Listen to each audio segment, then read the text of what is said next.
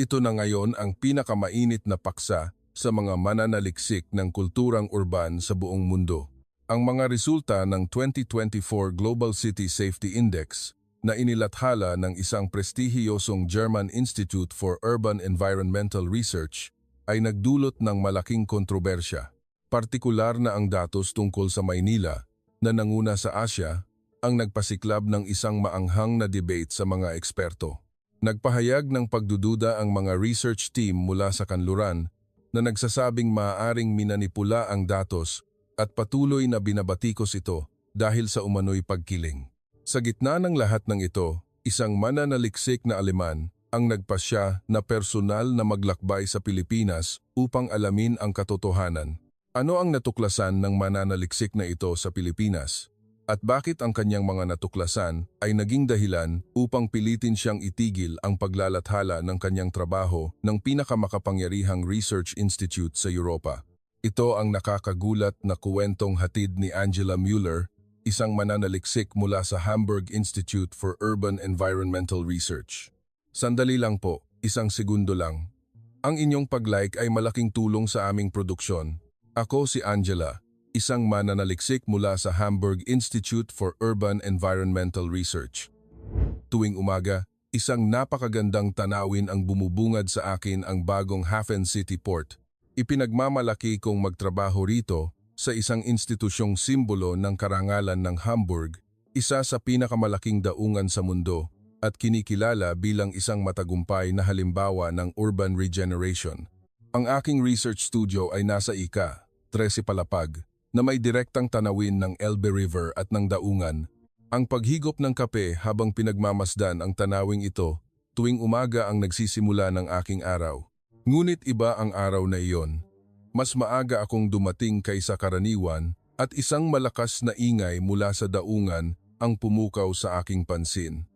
May gulo na naman. Siguradong mga lasing na marino na naman iyan na nag-away buong gabi. Sabi ng kasamahan kong si Klaus. Tumango ako. Ito ang madilim na bahagi ng isang port city. Isa sa mga pangunahing paksa ng aming institusyon ay ang kaligtasan sa lungsod, partikular na ang pananaliksik kung paano mababawasan ang krimen sa gabi. Nang araw na iyon, abala ako sa pagsusuri ng mga estatistika ng krimen mula sa iba't ibang lungsod sa buong mundo, lalo na sa Asya. Para ipahinga ang aking pagod na mga mata, binuksan ko ang YouTube. Bigla, isang video title ang nakaagaw ng aking pansin, Maynila, ang lungsod na hindi natutulog, 24,007. Akala ko noong una ay isa lamang itong tipikal na travel video, ngunit ang mga eksena sa loob nito ay sumira sa lahat ng aking nalalaman tungkol sa mga lungsod. 3:00 ng madaling araw, sa isang karaniwang araw, ngunit ang mga kalsada sa Bonifacio Global City, BGC, ay maliwanag at puno ng buhay. Wala akong nakitang mga lasing na nanggugulo o mga kabataang basagulero. Paano ito posible? Bulong ko sa sarili. Maging sa aming Hamburg, iniiwasan ang mga lugar malapit sa daungan sa gabi. Ngunit sa puso ng Maynila, isang babae ang ligtas na nakaupo sa isang coffee shop. Ang mas nakakagulat ay ang sumunod na eksena, isang 24-hour convenience store sa video na walang mga staff, tanging isang self-checkout system lamang. Ngunit ang mga tao ay natural na nagbabayad. Naalala ko ang madalas sabihin ng aming direktor, ang kaligtasan ng isang lungsod ay hindi itinatayo ng mga CCTV camera o ng puwersa ng pulisya, kundi ng kamalayan ng mga mamamayan nito. Dahil sa matinding kuryosidad, sinimulan kong saliksikin ang mga istatistika ng kaligtasan sa Pilipinas. Noong 2020, ang Germany ay may crime rate na 3,330 bawat 100,000 na populasyon na itinuturing na napakababa. Ngunit ang Pilipinas ay mayroong 4,343. Tila mayroong mali. Mukhang may malaking pagkakaiba sa pagitan ng mga numero at ng tunay na pakiramdam ng kaligtasan. Naghanap ako ng iba pang mga video, ang MRT sa hating gabi sa Maynila, mga Dasyamptopun, Our Food Park, mga coffee shop at milk tea shop na bukas hanggang madaling araw. Lahat ng mga video ay iba sa imaheng nakasanayan ko. Ang partikular na nakakuha ng aking pansin ay ang dami ng mga taong nagbabasa o nag-aaral sa kalaliman ng gabi. Sinasabi ng aking instinct bilang mananaliksik na hindi lamang ito isang pagkakaiba sa kultura. Ito ay isang bagong paradigma ng kaligtasan sa lungsod. Maaari kayang mali ang mga pamantayan ng kaligtasan sa lungsod na pinag-aralan natin hanggang ngayon? Ikinuwento ko ito sa aking mga kasamahan sa tanghalian, ngunit malamig ang kanilang tugon. Maganda lang ang pagkaka-edit ng video na iyan, sabi ng isa. Ang Pilipinas ay madalas magkaroon ng political instability. Paano mo masasabing ligtas doon? Tanong ng isa pa. Naisip ko, ganoon ba talaga? Hindi ba magkaiba ang tensyong pampolitika at ang kaligtasan sa pang-araw-araw na buhay? Nang gabing iyon, nag-research ako hanggang hating gabi at natuklasan ang isang kamangha-manghang katotohanan. Ang Pilipinas ay isang sentro ng digital innovation at production sa Southeast Asia. Mayroon itong isang thriving innovation ecosystem na binuo ng mga pandaigdigang kumpanya at ang antas ng kasiyahan sa buhay urban ng mga mamamayan nito ay nakakagulat na mataas. Kinabukasan, lakas loob akong lumapit sa direktor ng institusyon. Gusto kong magsagawa ng 3 buwang field research sa Pilipinas. Tiningnan ako ng direktor na may pagtataka. Angela, nababaliw ka na ba? Nasa kasagsagan tayo ng ating Hafen City project. Inilatag ko isa-isa ang mga datos na nahanap ko. Ang Safety Index ng Maynila, ang mga survey ng kasiyahan ng mga mamamayan at ang research plan na inihanda ko buong gabi. Matagal niyang tiningnan ang mga dokumento at sa wakas ay nagsalita, interesante. Pero hindi ako sigurado kung bakit sa Pilipinas. Siguro nga, ang sagot na hinahanap natin ay nandoon. Ang kaligtasan ng isang lungsod ay hindi makakamit sa pamamagitan lamang ng mga sistema, hindi ba? Mukhang may kakaiba sa Pilipinas. Nag-isip ng malalim ang direktor. Bigla, binuksan niya ang kanyang drawer at kumuha ng isang lumang litrato. Ito ay kuha, 30 taon na, ang nakalipas noong una akong nagpunta sa Asia. Noon, hindi ko inakalang aabot sa ganito ang Pilipinas. Angela, baka tama ka. At doon napagdesisyunan ang aking paglalakbay sa Pilipinas. Hindi ko pa alam noon na ang aking matutuklasan ay babago sa lahat ng teorya sa urban planning na alam ko. At hindi ko rin alam na babaguhin nito ang aking buhay magpakailanman. Kinabukasan, sinimulan ko ang aking mga paghahanda.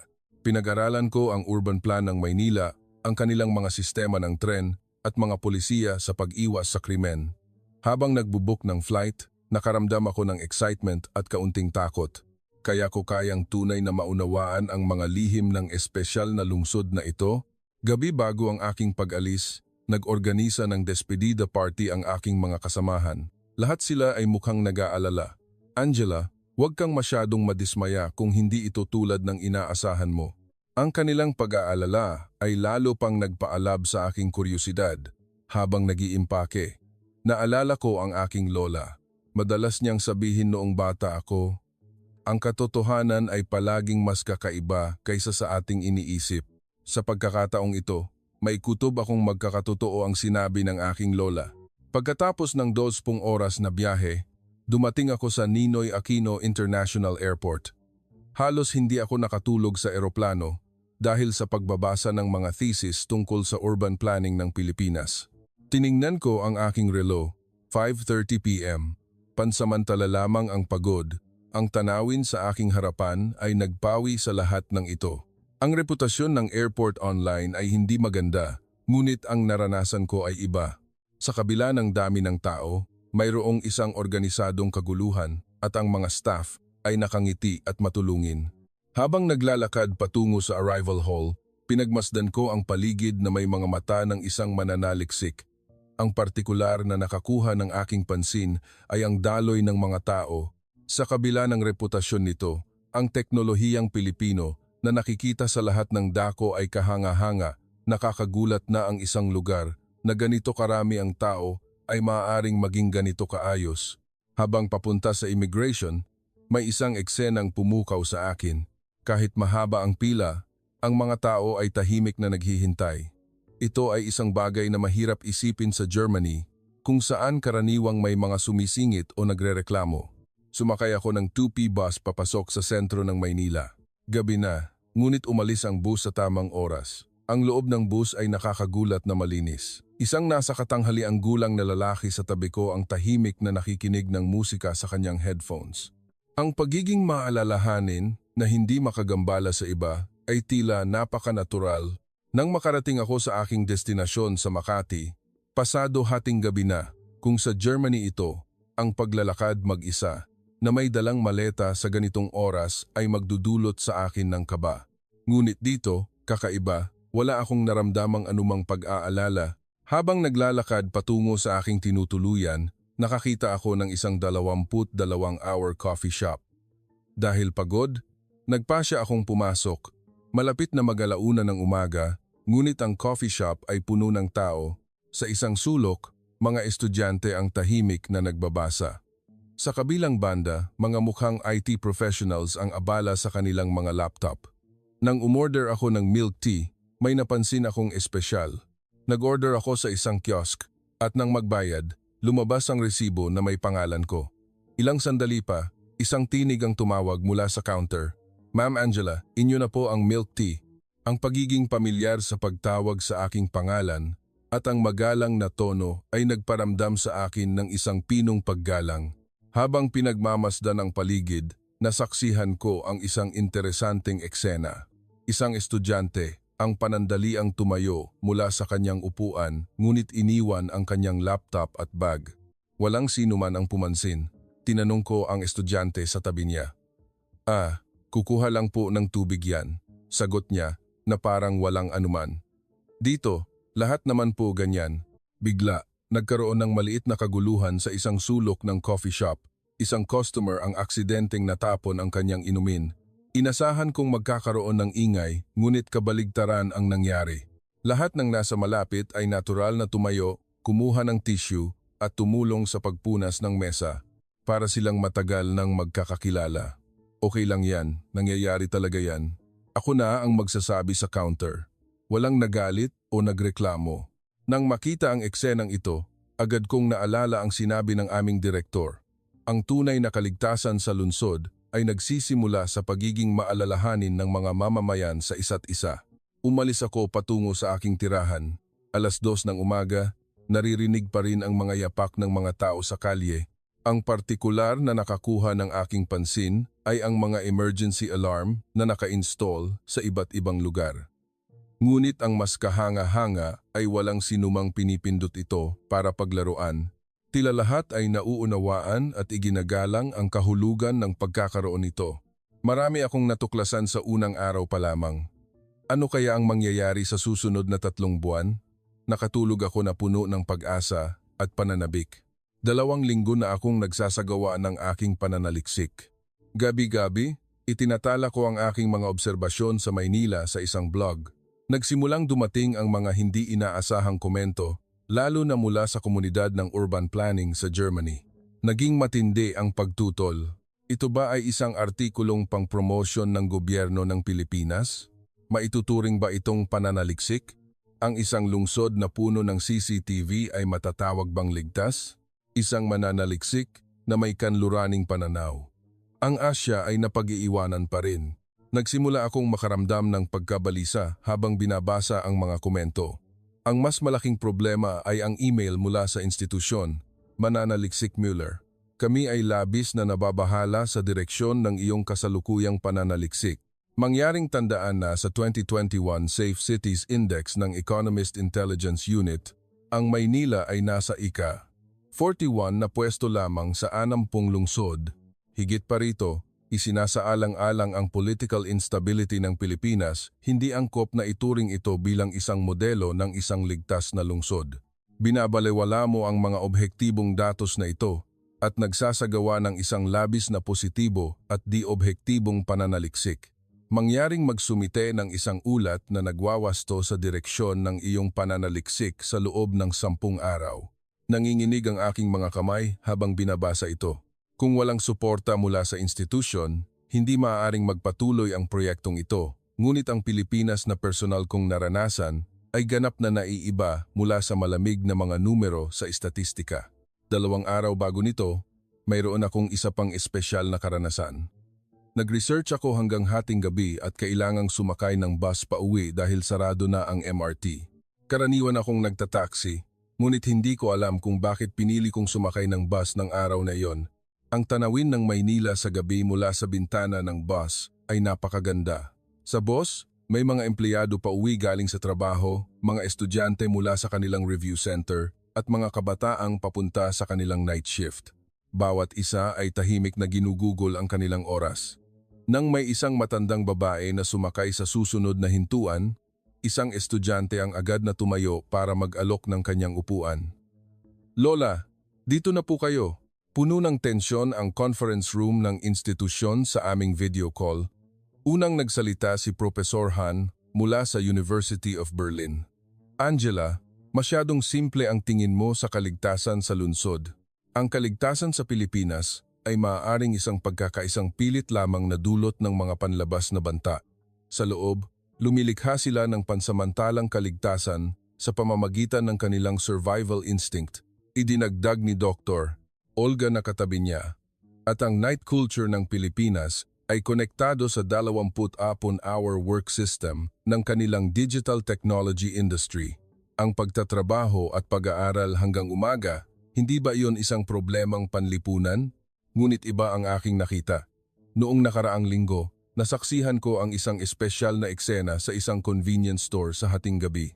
Nang matapon ng isang customer ang kanyang inumin, ang ibang mga customer ay agad na lumapit upang tumulong, kumuha ng tissue at naglinis. Walang nagutos, ngunit lahat ay tumulong na parang matagal nang magkakapitbahay.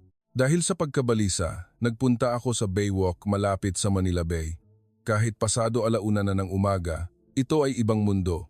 May mga pamilyang nakatent, mga kabataang nagbibisikleta, at mga taong nagjo-jogging sa tabi ng dagat.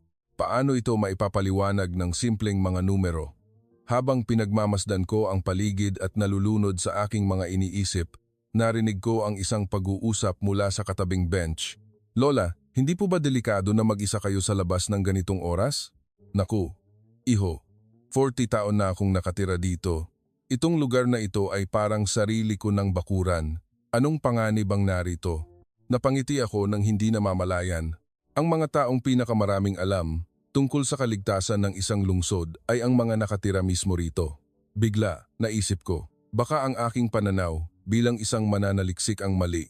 Baka ako ang nagsimula na may pagkiling? Kinabukasan, binago ko ang aking pananaw. Hindi lamang ako magmamasid at magtatala, nagpasya akong maranasan mismo ang pang-araw-araw na buhay ng mga Pilipino. Kinausap ko ang part-time na crew sa isang convenience store, pinakinggan ang mga kwento ng isang driver ng bus sa gabi, at nakipag-usap sa mga food delivery rider sa madaling araw. Sa kanilang mga kwento, natagpuan ko ang isang bagong imahe ng Maynila, ang kwento ng isang empleyado na nakilala ko malapit sa BGC ay partikular na interesante. Pinili namin ang oras na ito ng kusa. Hindi ito sa pilitan, kundi pagtatrabaho ayon sa sarili naming ritmo. Sa halip na pumasok ng maaga, maaari kaming magsimula ng mas huli. Ang pagkikita ko kay Professor Jose de la Cruz mula sa College of Urban Planning ng isang kilalang universidad ay nagbigay ng akademikong ebidensya sa aking mga instinct. Ipinakita ng profesor ang datos sa pag-unlad ng urban ng Maynila sa nakalipas na 30 taon. Noong dekada 90, ang mga kalye ng Maynila sa gabi ay mapanganib. Ngunit habang ang lungsod ay naging gising sa loob ng 24 na oras, pinuno ng mga tao ang mga kalye sa gabi at ang mga kalye ay naging mas ligtas. Ilang araw ang lumipas, nang suriin ko ang statistika ng pulisya ng Germany para sa 2023, natuklasan ko ang isang nakakagulat na katotohanan. Ang Berlin ay may crime rate na 13,718 bawat 100,000 na populasyon.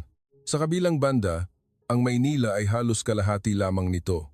Matapos kolektahin ang mga natuklasang ito, maaari ko nang sabihin ng may kumpiyansa, ang kaligtasan ng Pilipinas ay hindi resulta ng mga CCTV camera o ng puwersa ng pulisya, kundi isang himala na nilikha sa pang-araw-araw na buhay ng mga mamamayan nito.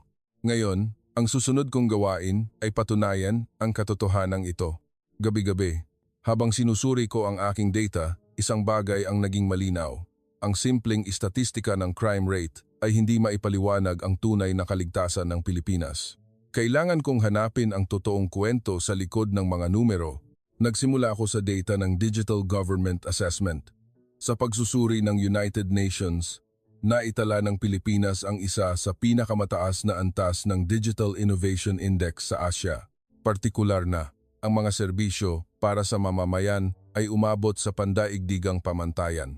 Hindi lamang ito isang ranking, ito ay isang patunay ng transparency at pagiging mapagkakatiwalaan ng lungsod. Ang datos ng nighttime population ng Maynila ay mas kahanga-hanga ayon sa data na tinantiya mula sa lokasyon ng mga mobile phone sa pagitan ng 1 AM at 5 AM. Ang populasyon sa mga lugar tulad ng BGC, Eastwood City at Binondo ay higit sa 35% ng populasyon sa araw. Noong panahong iyon, nagpadala ng isang nakakabahalang balita ang aking kasamahan mula sa institusyon. Lumalakas ang mga batikos tungkol sa pagiging objektibo ng aking pananaliksik sa loob ng institusyon. Partikular na, ang nilalaman ng aking blog ay inakusahan na masyadong emosyonal at hindi siyentipiko. Hindi sapat ang mga istatistika at numero. Ngunit ang oras na ginugol ko sa Pilipinas ay nagpakita ng maraming bagay na hindi maipaliwanag ng mga numero. Ang aking unang karanasan ay nang magmadali akong bumili sa isang convenience store malapit sa BGC at nakalimutan ang aking wallet. Maya-maya, napansin kong mayroon itong 300 pesos na cash. Kinabukasan, may tumawag mula sa istasyon ng pulis. May naghatid ng aking wallet. Kumpleto ang cash, maging ang mga resibo ay hindi nawala. Pagkatapos noon, sunod-sunod ang mga katulad na kwento. Isang beses, nawala ko ang aking cellphone sa isang palengke sa Binondo at natagpuan ito sa Lost and Found Center ng LRT. Minsan, naiwan ko ang aking laptop sa isang coffee shop sa Katipunan. Pagbalik ko pagkatapos ng isang oras, nandoon pa rin ito. Ang partikular na nakakaantig ay ang naranasan ko pauwi sa aking hotel sa isang maulang gabi. Kinuha ko ang aking payong, ngunit hindi ko alam kung saan ko ito naiwan. Nang pumasok ako sa isang kalapit na convenience store upang bumili ng bago, isang lola sa tabi ng counter ang nagsabi, "Ito na lang ang gamitin mo, malapit lang ang bahay ko," at inabot sa akin ang kanyang payong.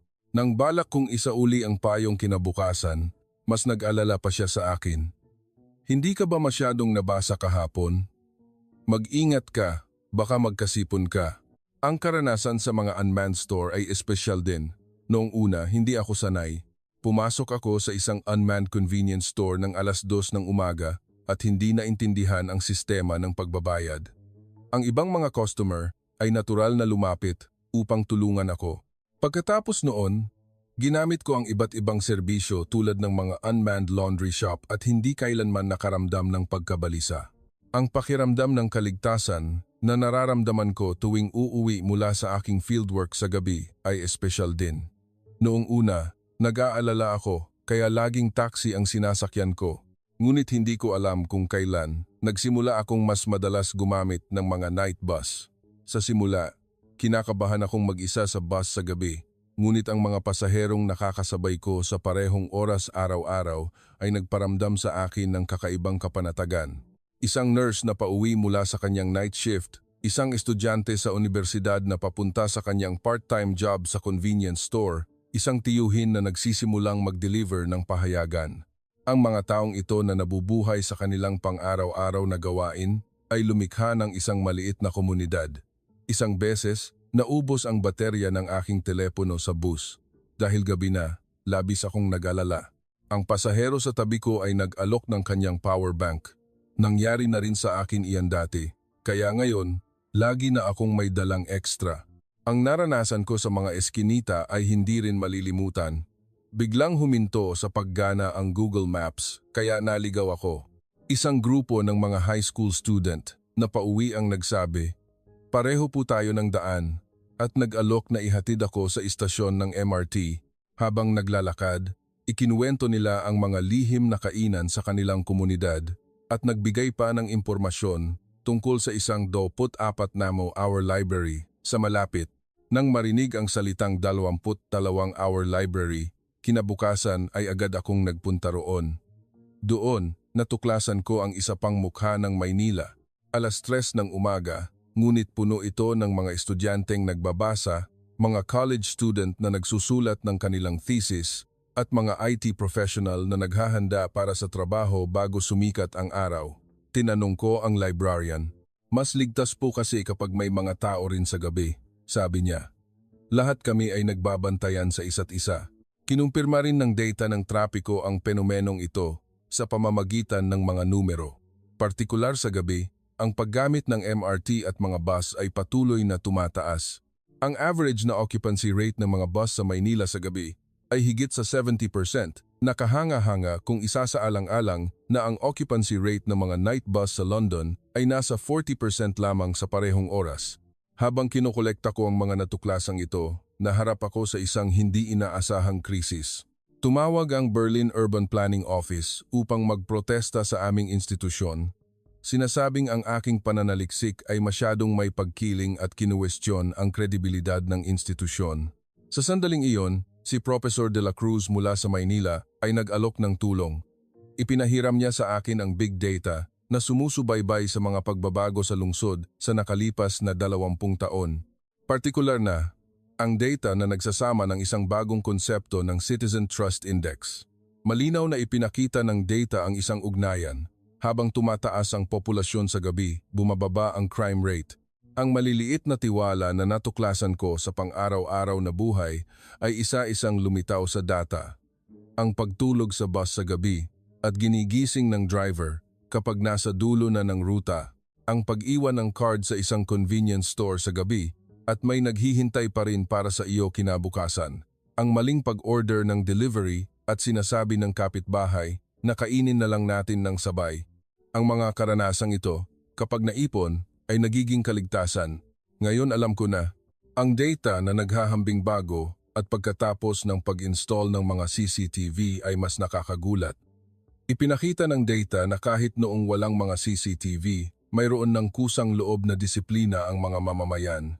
Ang teknolohiya ay isang kasangkapan lamang na sumusuporta sa kamalayan ng mga mamamayan. Hindi ito ang sanhi. Nang makita ng direktor ng institusyon ang mga datos na ito, nagbago ang kanyang pananaw. Dr. Müller, ang iyong natuklasan ay hindi lamang ordinaryong kaligtasan sa lungsod, kundi isang bagong anyo ng kulturang urban. Sinabi niya na nakipag-ugnayan din ang alkalde ng Berlin na nagpahayag ng malaking interes sa mga polisiya ng kaligtasan sa gabi. Sa aking huling araw sa Pilipinas, inaayos ko ang aking mga datos sa aking apartment.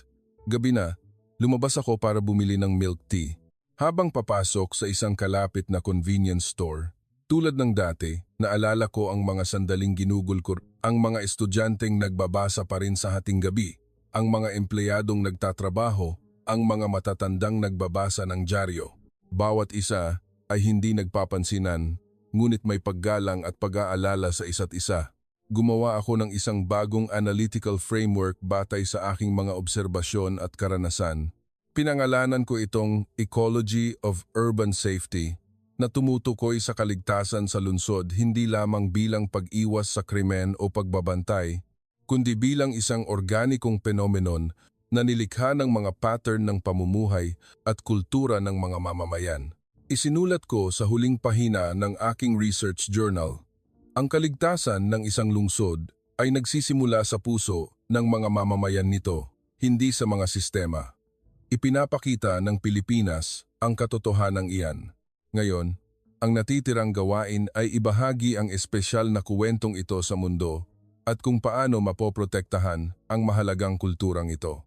Makalipas ang 2 linggo, inihanda ko ang aking presentasyon para sa International Urban Planning Association Conference na may halong pag-asa at kaba. Sa umaga ng presentasyon, ang malaking lecture hall ng Hamburg Institute for Urban Environmental Research ay puno ng mga tao. Ang aking pananaliksik tungkol sa Pilipinas ay naging isang mainit na paksa sa larangan ng urban planning. Nagtipon ang mga eksperto mula sa buong Europa. Matapos kumalat ang aking blog, naging matindi ang debate sa pagitan ng mga sumasang-ayon at hindi. Habang nakatayo sa podium, ang puso ko ay kumakabog na parang sasabog. Paano ko maipapahayag ang 3 buwan ng karanasan at obserbasyon? Maunawaan kaya talaga nila? Huminga ako ng malalim at naalala ang aking unang araw sa Maynila. Mga Ginoo at ginang, Saan nagsisimula ang kaligtasan sa lungsod? Sa mga CCTV camera? Sa pagpapatrolya ng pulisya? O sa mga advanced na teknolohiya? Huminto ako sandali at pinagmasdan ang reaksyon ng mga manonood. Ang natuklasan ko ay hindi isang ordinaryong lungsod. Mayroong isang bagay doon na nawala na sa atin. Sa screen, lumitaw ang mga larawan ng mga kalye ng BGC ng alas 3 ng umaga. Isang lungsod na maliwanag at mga mamamayan na payapang nagagalak sa kanilang pang-araw-araw na buhay. Mga estudyanteng nagbabasa sa 22-hour coffee shop, mga mamamayan na gumagamit ng mga unmanned store, mga kalsadang buhay na buhay pa rin sa gabi.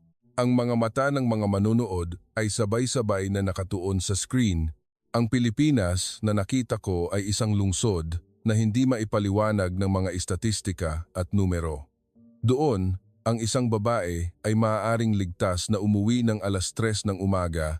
Ang mga nawawalang gamit ay may mataas na tsansang maibalik sa may-ari. Ang mga unmanned store ay maaaring gumana ng natural. Ang mga mamamayan ay nagtitiwala at nagiging maalalahanin sa isa't isa. Ipinakita ko ang mga video na ako mismo ang kumuha.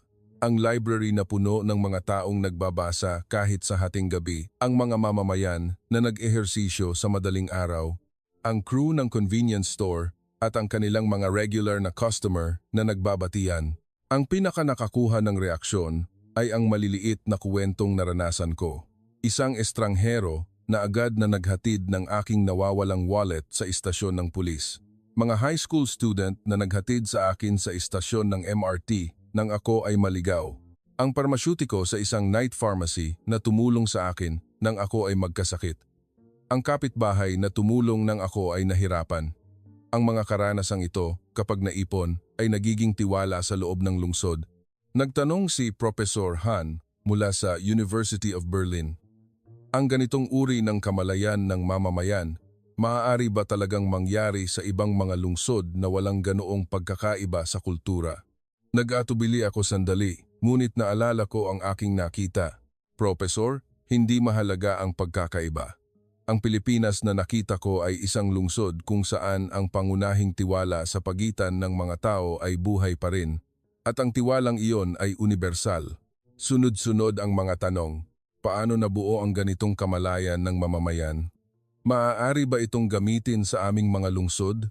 Ano ang epekto ng digital technology industry ng Pilipinas? Bigla, isang senior na propesor mula sa likuran ang tumayo. Mananaliksik Mueller, ginising mo ang isang bagay na aming nakalimutan na. Ang mga lungsod ay nilikha ng mga tao. Sa huli, iyon ang katotohanan.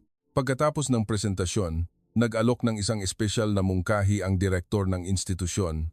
Ang ating institusyon ay magsisimula ng isang bagong proyekto kasama ang lungsod ng Maynila. Hindi lamang ito tungkol sa pag-aangkat ng mga sistema, kundi tungkol sa paglikha ng isang natural na pagpapalitan ng kultura sa pagitan ng mga mamamayan.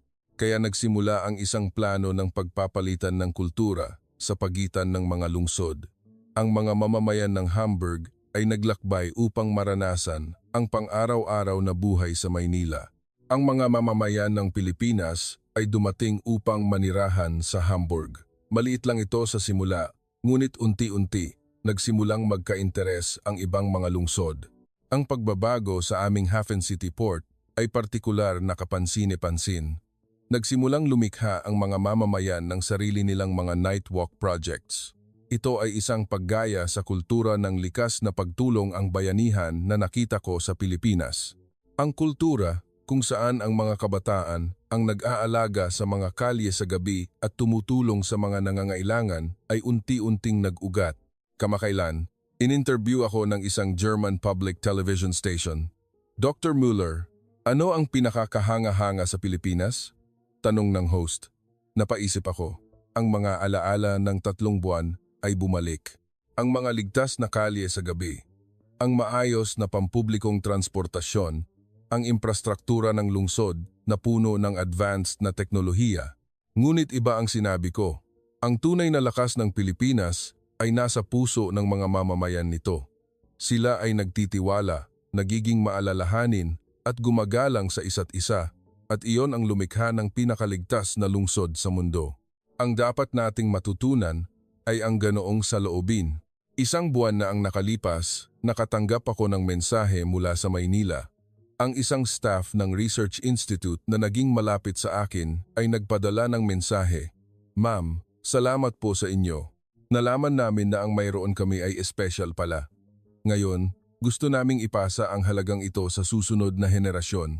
Ang mga kalye ng Hamburg, sa gabi na nakikita ko mula sa aking bintana ay tahimik pa rin. Ngunit nagsimula na ang maliliit na pagbabago. Nagbabatian ang mga mamamayan, nagngingitian kapag nagkakasalubong sa mga eskinita, tulad ng nakita ko sa Pilipinas. Ang maliliit na tiwala ay unti-unting naiipon. Sa aking desk sa research room, may isang litrato na kinunan ko sa Maynila. Isang larawan ng BGC ng 3:00 ng umaga. Habang tinitingnan ito, naisip ko, kailangan ng panahon upang baguhin ang isang lungsod. Ngunit nakita ko na ang posibilidad na iyon.